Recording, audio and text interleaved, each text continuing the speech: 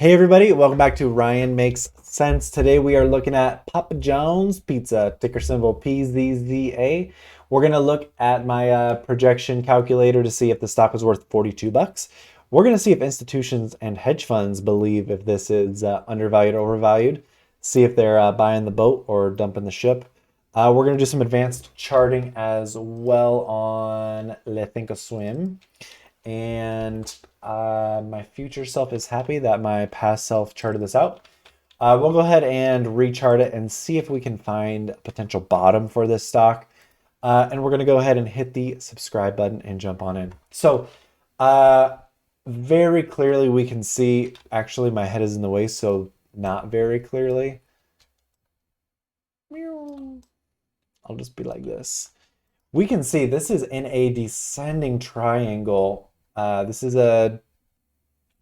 usually a bullish pattern. However, you can see the bears have full control down here. RSI on the monthly is at a 31. Our momentum is curling, getting ready to curl back around, but it's never a true sign if it'll actually reverse. So just being cautious. Money flow. Oh my gosh. Money flow is at the bottom of the lake, bottom of the ocean. It's at the deepest depths. Look, it's like scraping the bottom.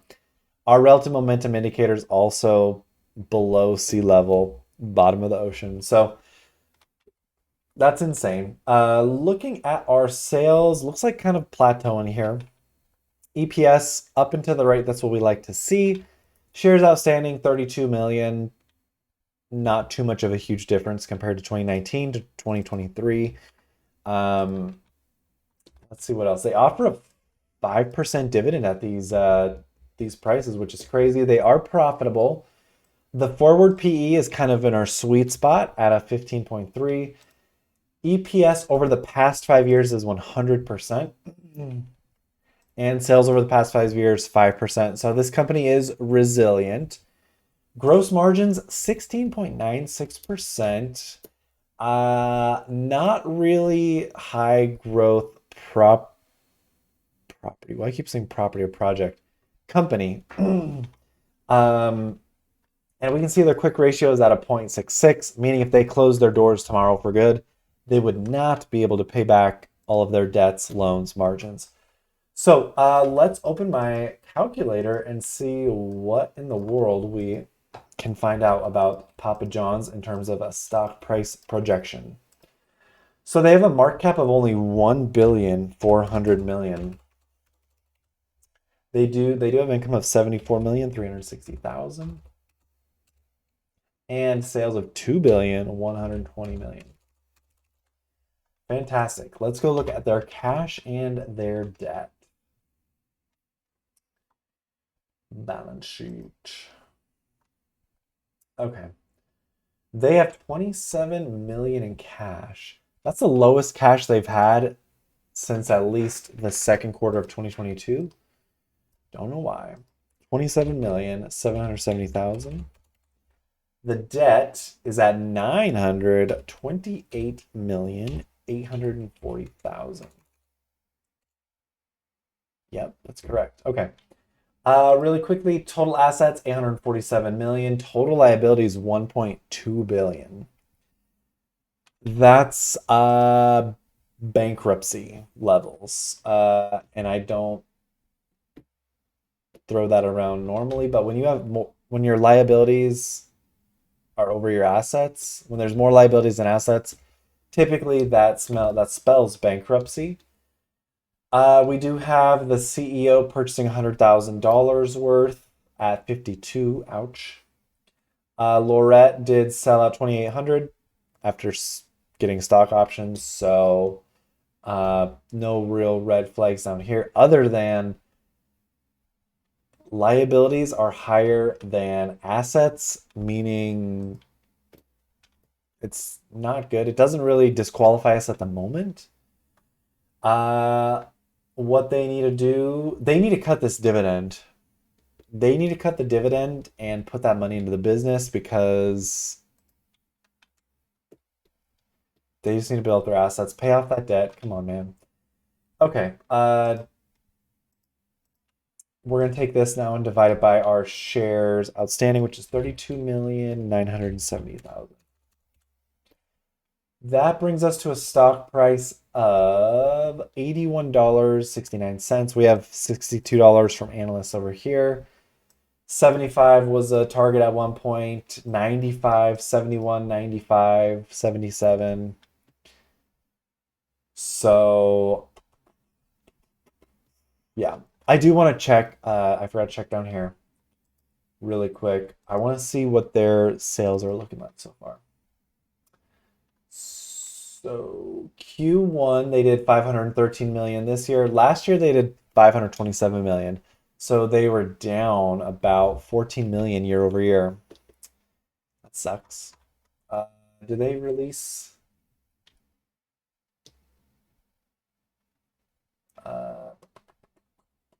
Did they have earnings recently? They had Q1 only? Okay, so okay, they have earnings coming up next week, right? Yeah. Yeah. Actually, by the time you guys see this video, earnings will have already happened. So, let's see how we do on our predictions here. So, obviously, my tracker shows that the stock is undervalued. Institutions own 113%. That is old data. New data shows that they actually own 130%, a 27, over a 27% increase. That is pretty huge. T Rowe increased 5%, Vanguard increased 3.5%, Wellington opened a new position with 1.6 million shares, BlackRock increased 22%. So, yeah, that's great. That fits the narrative that my projection is basically a double from here. I mean, institutions have added 17%. I can't do math.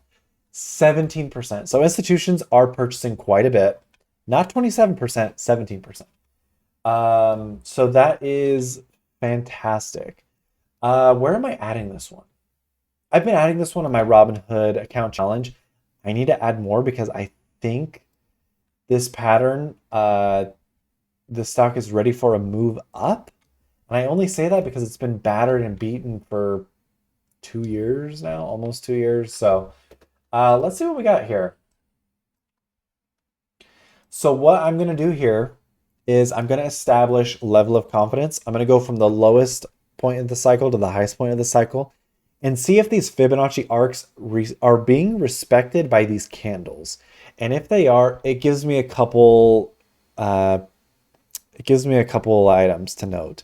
One, the candles were bought and sold perfectly to align with the Fibonacci arcs to potentially let us know that it could be a useful technical tool in the future. So what I mean by that, and I'll just stop talking. What I mean by that is we have our low here. The lowest in the cycle is 28.55. 28.51. I'll come back. 140.68 is the high. Okay. Okay, so the low. I gotta edit this. There we go. Okay, the low is 128, or sorry, 28.55. 28.55. And the high is 140.68.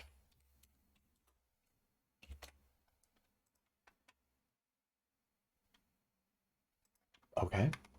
So, the point I was trying to make, look at how well these candles respect this Fibonacci arc. Even before this cycle, look at how these candles are perfectly, like this is perfect resistance right here for 4 months in a row. Perfect resistance. This candle tests it. From our low right here, perfect resistance, almost perfect resistance there.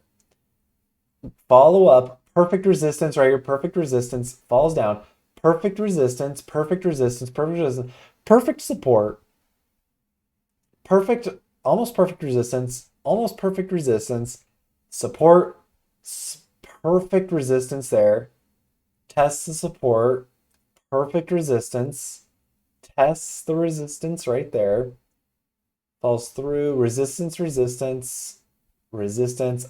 Oh my God, look at that. The final goodbye. The last candle to touch the inner ring. It's like a romantic movie right there. It's like, goodbye, I love you. Boom. Boom. Makes an attempt to come back up to the ring. Tries to break through. Perfect support, perfect resistance. And that is a Hollywood movie.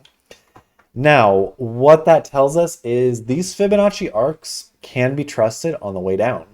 So what I'm going to do now is go from our highest high here and see if this candle was our all-time low for this cycle. Sorry. Yeah, all-time low for this cycle. So watch me do my magic. Let's just see. 140.68. Right there to this candle, the low is 39.99. 39. I'll update it. Let's make this blue. Just so, we already have a blue. Let's make this purple, purple, purple. And this is 140.68, and this was 39.99. Okay, let's see how well these, I got a glimpse. Let's see how well these candles respect the purple. First and foremost, that green kiss candle that we saw up there, or it's actually right here.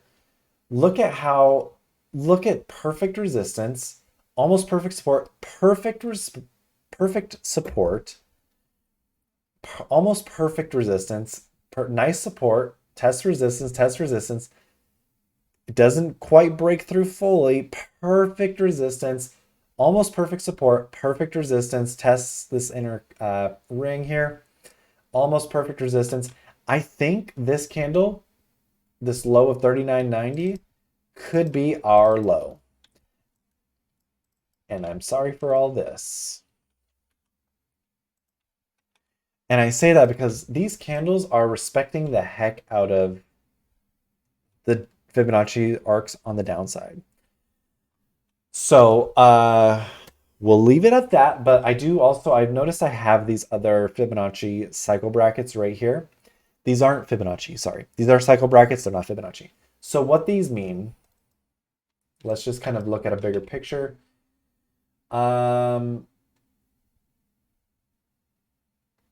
These are all areas to buy. And these reds are areas to sell, I'm guessing. Yeah. So basically, if you would have bought here at, I don't know, $6, you could have sold it over here at $12. If you bought it at $14, you would have sold it at $43.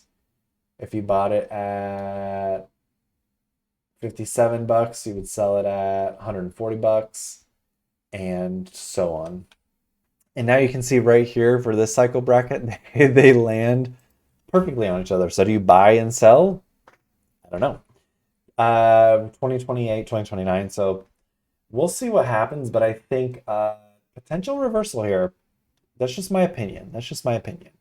I've been adding this $1 cost averaging in my Robinhood account. After this analysis, I will probably have bought on Monday. So you'll see me post something on my YouTube, in my community page. Feel free to subscribe. You'll see my updates.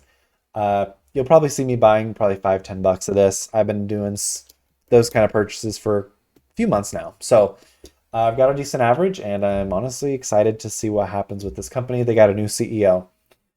So that's all I've got for you guys. More downside for Papa John's. Who knows? I think we do have DEFCON support at 37.